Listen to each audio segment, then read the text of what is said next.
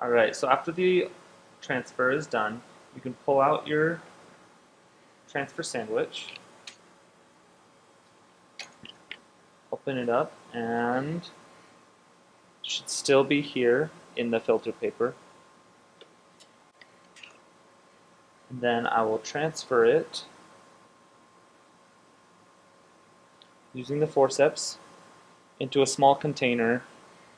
So I've just poured some of the Ponzo Red onto the nitrocellulose after the transfer.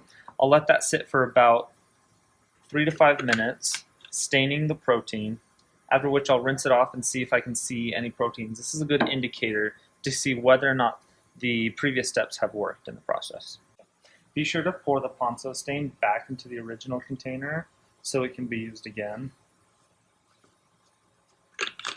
Take your membrane over to the sink and rinse it with distilled water until you can see some of the proteins in there. And you'll just rinse until the water becomes clear. Then you can move to blocking. After your nitrocellulose is done blocking in milk, what you'll do is you'll want to wash off the milk by pouring it into a waste container and then rinsing with 1x TBST. And put them on the rocker at about 60 revolutions per minute for about 3 minutes.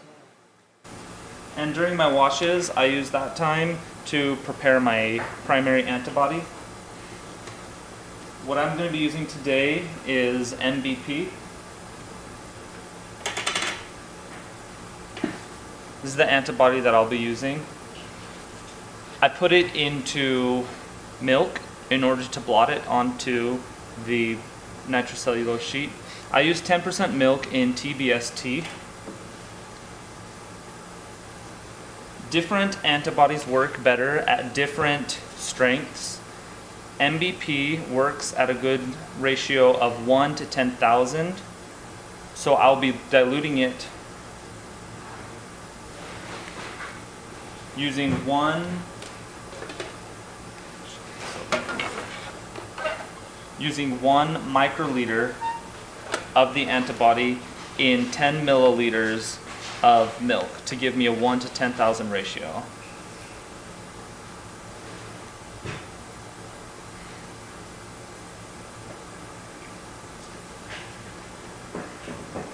I'll be putting it into a 15 milliliter Falcon tube, just right up against the side so that I can see my little dot right there. Drawing 10 milliliters of the TBST milk.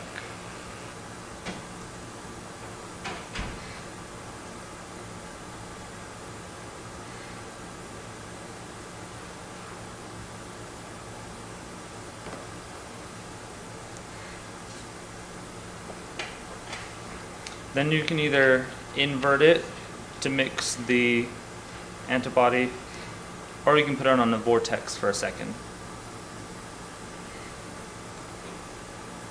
That's it. So after your primary antibody has been blotting on your membranes for 1 hour, you will pour off the milk and wash 4 more times with TBST. While it is washing, you can use this time to make up your secondary antibody. So while the primary antibody is washing off, I'll use the time to make up my secondary antibody. Our first primary antibody was in mouse, so I'm going to be using a secondary that is goat anti-mouse. This is labeled with the peroxidase enzyme, which we're going to need for our chemiluminescence reaction. And this also works at a ratio of 1 to 10,000. So I'm going to get 1 microliter in each of my Falcon tubes.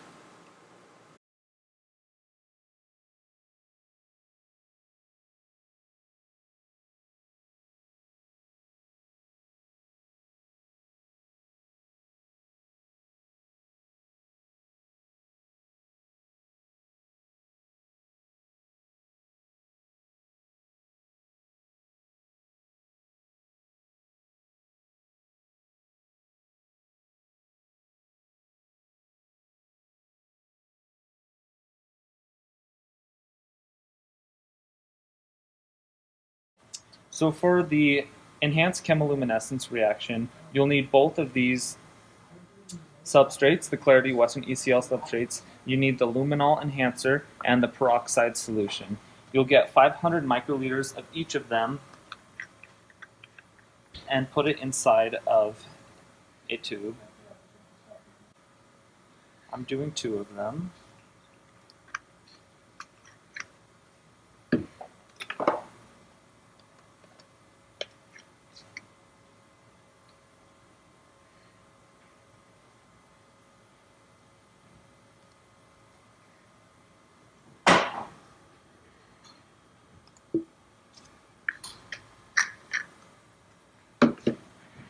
And then you can pipette the solution up and down to mix them together. You want them to mix together evenly, but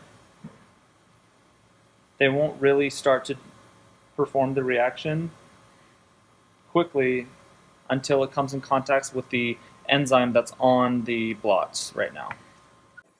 Okay, after your membranes have been rinsed from the secondary antibody, you will get 1 milliliter of the mixture of reactants and spread it in a thin, even layer over the blot. I do it drop-wise to make sure it covers the entire area.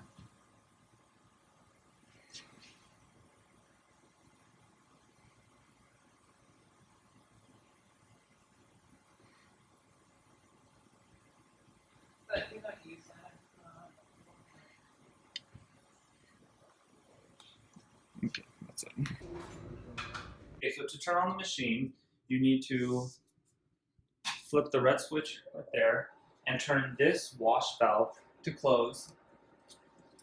Then to warm it up, you can take this practice film right here and hit run. That should take it in and warm up the machine so that it's ready for your film. In the darkroom, you will need the X-ray film and the cassette, as well as a Sharpie marker.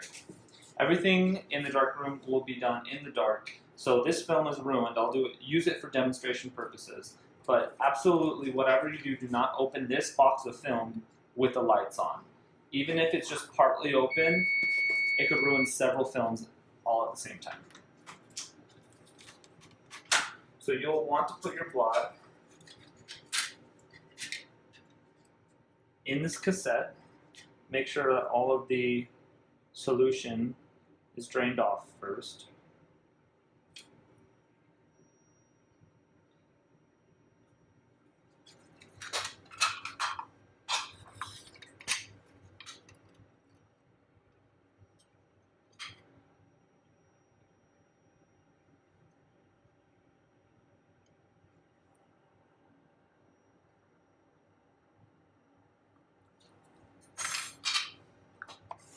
And put the plastic sheet protector over it. If you look very carefully with the lights off, you might be able to see some glowing from the protein. What you're going to do is you're going to take your film, I crease it in one of the corners so that I can keep it oriented. But what you're going to do is you're going to place it, line it up in the corner, and then put it down on top of the membranes for a certain amount of time. I usually do 5 seconds and 15 seconds of exposure. If you want to, you can flip it around and get 2 different exposures with the same film. This one maybe I'll do a little bit longer.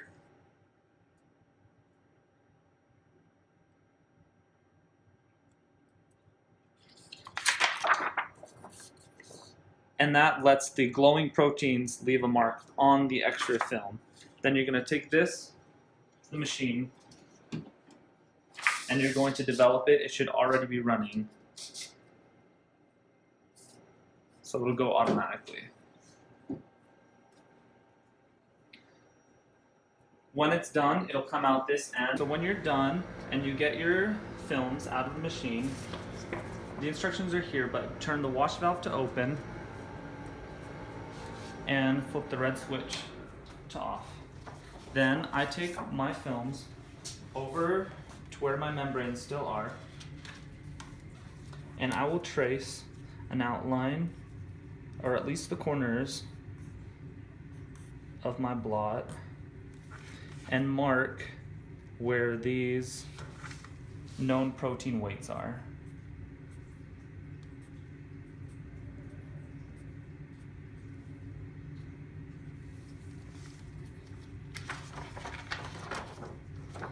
And then in the future, I will label what each of these lanes are. Then I will put my date, my initials and the date on the side, and the exposure time for each of the blots.